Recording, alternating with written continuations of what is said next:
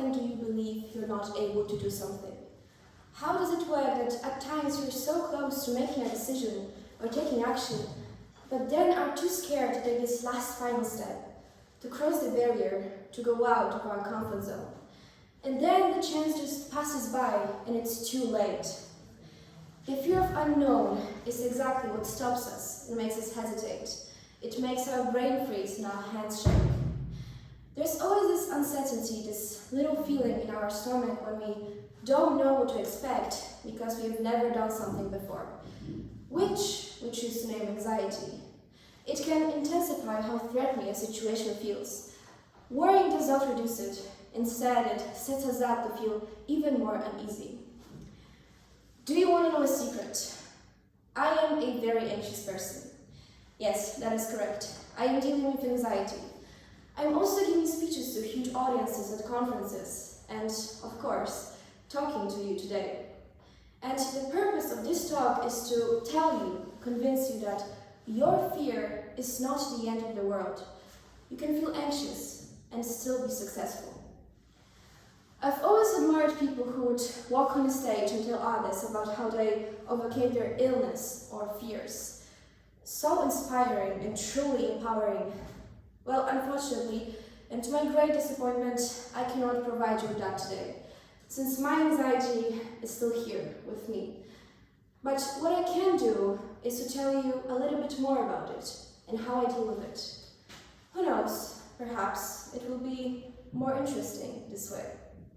So right now, I propose you join me on a little anxiety phenomenon exploration. It is only sensible to know what we're signing up for, to think for a moment before making a decision or taking action. But we are a generation of overthinkers. I believe as we progress, there's this urge to know as much as we can, to satisfy our curiosity, but also to feel secure.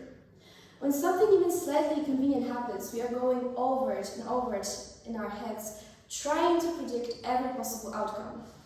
And then we start to notice all those places, all those patterns where things could go wrong, which is not very healthy. In fact, can make us paranoid.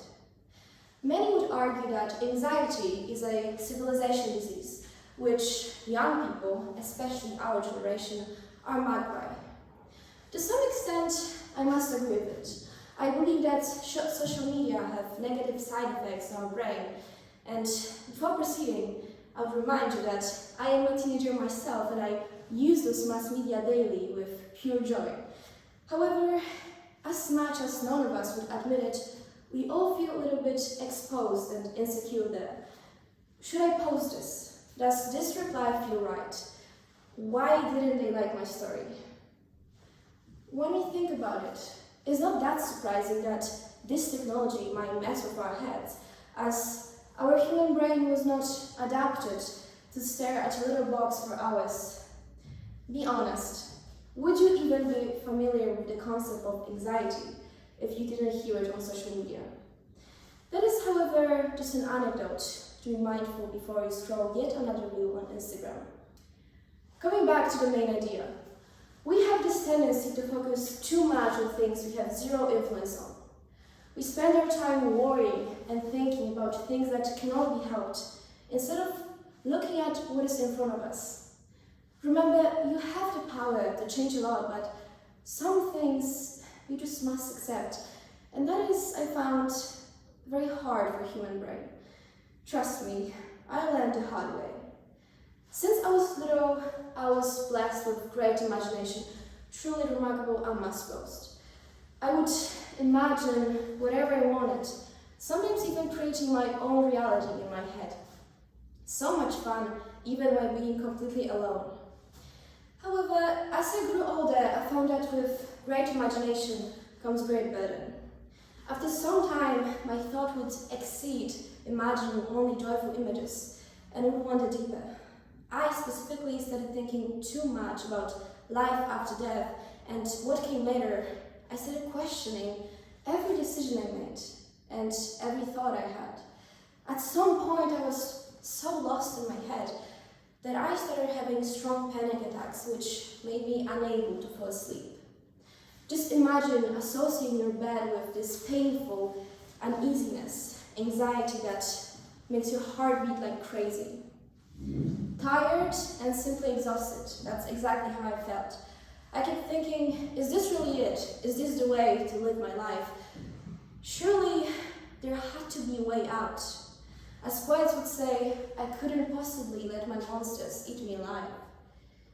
I had to clear my head and start from scratch. Remember what I was walking for in the first place. I recalled all my dreams and all the things I wanted to achieve. I knew I couldn't let things far beyond my imagination destroy my present, destroy my future. Moving on from place as such is unbelievably hard. As I mentioned, I am not free from my anxiety. But would you believe me that the way to deal with it is to simply not think about the healing process? The best way to stop thinking is to start doing. If you cannot act because you're scared or anxious, just do it while being in that state. For me, it was doing anything to replace my destructive thoughts. And the coping mechanism was immersing myself in my work and the things I'm passionate about. It was still pretending I'm not scared of death, but well, it worked. Now let me tell you another secret. You are the one in charge of your thoughts. You are the one to control your brain. Unbelievable, isn't it? Every thought, every emotion, every fear, that is all in your head. There's this saying that we humans are born with two fears. The fear of falling and the fear of loud noises. And the rest, we develop ourselves. I like to think that we impose most limits on ourselves. And this belief gives me some kind of freedom. Freedom I'm trying to share with you. I believe the problem we have is being too naive.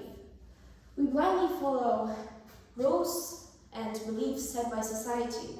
We devour dogmas like hungry birds. Just think about it. When you hear the term anxious person, you don't necessarily visualize a strong leader or a CEO. Rather, you would see a shy and incapable persona. And what's more, if you are dealing with similar problem, in this case anxiety, at some point you may start applying certain traits to yourselves, locking your minds in a cage. Now, imagine utterly crazy and unpredictable plan. Let's say I decided to move to Hawaii tomorrow. What would happen? I'm sure you'll never guess. Absolutely nothing. The world would still be the same. Well, except from my perspective being warmer, full of flowers and coconuts. My advice, if you cannot follow the rules, change them, make your own, test your anxiety, show it that in the end, it is never as bad as it seemed. You might still be anxious, but you can learn how to effectively silence it. And so, to finish this speech with my hands shaking but my head working, I assure you, once you start doing, you stop thinking. Thank you.